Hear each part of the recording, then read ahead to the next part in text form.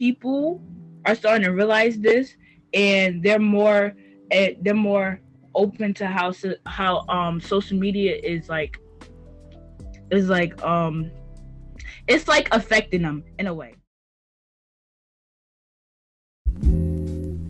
Okay, I would say like yeah, like social media is a big part of why it could be changing. But don't you think that could also be a reason why it's not changing? Because nowadays, like like how a good part of toxic masculinity is your peers telling you like, oh, like why you act so feminine, or why do you act like that and stuff. And it's like nowadays, like when people put a lot of stuff on social media, and so they're easily, the boys that are like showing more of the feminine side, they're gonna be bullied, for how they act and just stuff like that. So don't you think social media is actually playing a role in like increasing it instead of like trying to compact it, resolve it? Honestly, I don't really think about it like that. From my perspective, from what I'm seeing that social media is making it more comfortable for these boys to bring out their feminine side, or more open to it. Honestly, because it's like, because of like the people and how they react to this, it's like, honestly, it's like everybody doesn't really care no more. Like, I feel as though the only people that's actually caring about how feminine boys are acting, or how like people subverting a narrative or whatever, I think the only people that really cares is like their parents or something. Yeah. Everybody else, I don't think anybody else cares about how they're acting, honestly. So I feel as though when you grow over time, like everybody grows over time, they're gonna forget about. I mean, everybody is unfortunate, but everybody dies. So when this old generation dies off, it leaves us to going off about it on our own. And I feel as though once it gets to that standpoint, no one's gonna actually care about setting gender norms or having this toxic masculinity side to them. I kind of like disagree with a couple of that. I feel like the society now is like, you can't really post whatever you want on social media. You're gonna get lashbacks from people saying that, oh, you're being a little insecure about putting your feelings out there. I've also had experience with it. It's like you have like this second notion in your head, like, okay, I can't post this on social media because somebody's gonna swipe up and be like, oh, you're acting like a female. Oh, why are you posting your feelings on the social media? Nobody cares about what you're posting. And like, I feel like it's not, social media is like, some part of it is helping, and then some part of it is not also,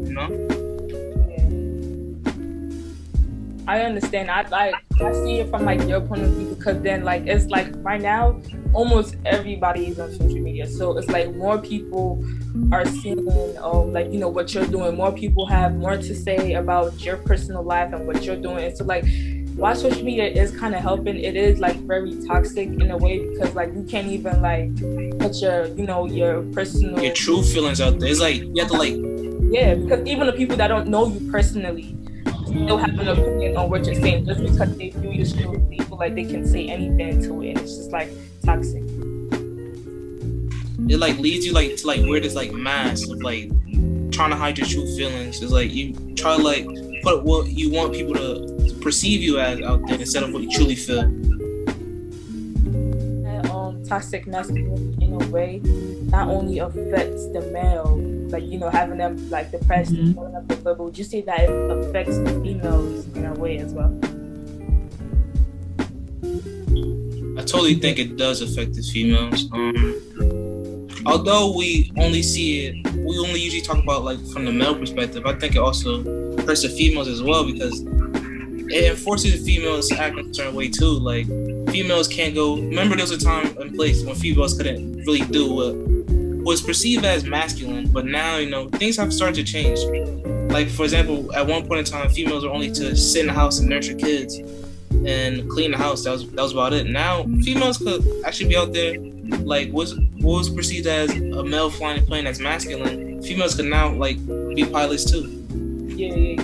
And I really wasn't even thinking about it from your perspective, but now that you say that, like, would you say that, like, toxic masculinity in a way has made it so the females are like more open and to, like, you know, new ideas. Like, you know, you see more females now in what, WNBA, track and field, doing sports, doing like in the gym, doing all sorts of things that were back in the day perceived as, you know, male traits and just attached to male genders and stuff like that. So would you think that it's helping them be more open? And do you think they're getting any type of backlash from doing stuff like that? Do you think that it's as worse as the ones that, you know, male are getting from other peers? I think it's totally disproportionate. I feel like for females, it's like they get praised for it, and I like that because like females are more like it's like better for them because they have more opportunities than they had back then. For males, it's not really helping them because like society still pushes out like for you to hide your feelings, for you to like go out there and like work as hard as you can, even though like you can't show your feelings now, you know. One thing I would say is that I do agree with you, Ted, but also kind of like disagree with that in a way. I feel like females, they do get like praise for this side that's coming out, like them open up to like these new ideas, whatever. But I also feel as though society make it to like a certain point, like they praise these females, but they also make sure that like the male narrative, they like still are like on top, because it's like it was like this one thing that I saw on like, I think it was like Instagram or something. It was like how the NBA goes, like the NBA goes versus how the WNBA goes. It's like males, they have like, instead of like making it like making it equal or whatever, males, they still have like more opportunities versus than when women play basketball or whatever. It's like I feel as though when men play basketball, they're more open to like new uniforms and like new supplies and stuff, versus when women start to play basketball, they give men better equipment and better opportunities going on than women do, if that makes sense. I see where you're coming from. What would y'all say y'all final takeaway is after like listening to each other's ideas and stuff? My final takeaway would be that although we only see toxic masculinity only affecting males, I feel like it affects both genders, not equally, but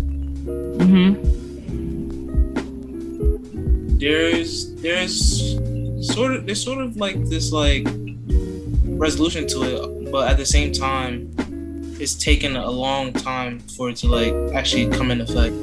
Yeah, my takeaways will also be like what Ted said, that it's still gonna, even though that toxic masculinity is like in a way like kind of going away, it's still gonna have an effect on, you know, our generation and farther generations that will be going on.